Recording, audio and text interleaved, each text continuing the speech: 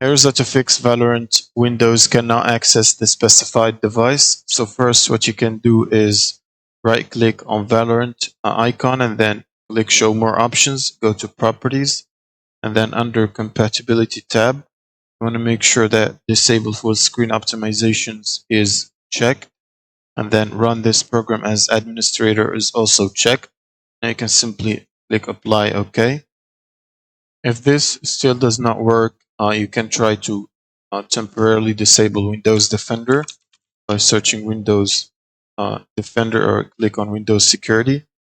And then in here, you want to go to Virus and Threat Protection, Manage Settings, and disable real-time protection temporarily just to test the game. And then try to run the game again and see if that fixes the problem. Now, if this still does not solve the problem, the last thing you can do is open the CMD as admin or terminal for Windows 11. And then in here, you want to type sc delete vgc, press enter, and then sc delete vgk, then press enter. Now you can close the command line.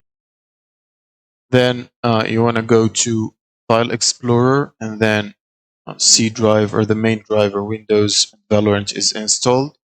Then go to Program Files 86, and in here you want to search for Riot Vanguard. Now if you find Riot Vanguard folder in here, right click on it and delete it.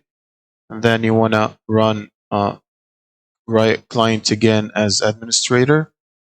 And in here you want to click on play or install, and it will perform a fresh install of the Vanguard and tight sheet. And then you can restart your computer and launch the game again. That should solve the problem. Thank you guys for watching and subscribe.